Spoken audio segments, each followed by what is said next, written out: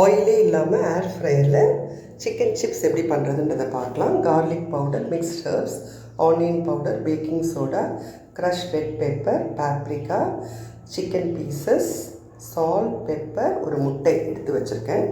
இப்போ ஒரு மிக்ஸி ஜாரில் இந்த சிக்கன் பீசஸ் எல்லாத்தையும் உள்ளே போட்டுடலாம். சிக்கன் பீசஸ் வாங்கிட்டு போன்ஸ் இல்லாத ஃப்ளெஷ்ஷியாக இருக்கிற பார்ட் மட்டும் எடுத்துக்கணும்.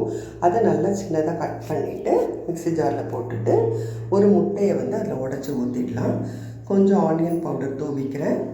தேவையான அளவு சால்ட் போட்டுக்கலாம், பெப்பர் பவுடரும் போட்டுக்கலாம்.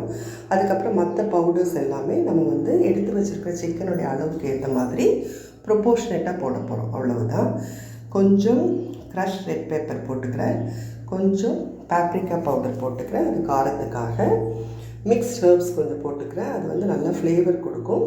நம்ம சிப்ஸ் சாப்பிடும்போது நல்லா வாசனையாக இருக்கும், அதுக்காக தான். இது எல்லாத்தையும் போட்டுட்டு ஒரு பிஞ்ச் ஆஃப் பேக்கிங் சோடா போட்டுக்கலாம். பேக்கிங் சோடா போடாமல் கூட இது நம்ம பண்ணலாம். பேக்கிங் சோடா போட்டால் அந்த டெக்ஸ்டர் உங்களுக்கு நல்லா இருக்கும், கொஞ்சம் ஃப்ளஃபியாக தெரியும்.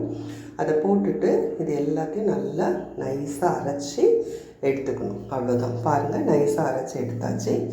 இப்போது ஒரு பிளாஸ்டிக் கவரை கோன் ஷேப்பில் பண்ணிவிட்டு நம்ம அரைச்சி வச்சுருக்கிற இந்த பேஸ்ட் எல்லாத்தையும் ஒரு ஸ்பூன் வச்சு உள்ளே ட்ரான்ஸ்ஃபர் பண்ணிடலாம். பண்ணிவிட்டு இந்த பிளாஸ்டிக் பேப்பரை நம்ம ஒரு கோன் ஷேப்பில் எடுத்துகிட்டு அதோட டிப்பை ஒரு குட்டி சிசரில் நம்ம கட் பண்ணிடலாம். கட் பண்ணிவிட்டு ஏர் ஃப்ரையர் ட்ரே எடுத்து வச்சுருக்கேன், அதில் பார்ச்மெண்ட் பேப்பர் போட்டுட்டு நம்ம சிப்ஸ் மாதிரி உள்ளே போட்டுடலாம். நான் ஃபிங்கர் மாதிரி போட்டிருக்கேன், நீங்கள் ரவுண்டாக கூட போட்டுக்கலாம். போட்டுட்டு ஏர் ஃப்ரையரை 180 டிகிரிஸில் ஒரு 20 மினிட்ஸ் நல்லா ஹீட் பண்ணிட்டா சுவையான சிக்கன் சிப்ஸ் ரெடி. செஞ்சு பாருங்கள்.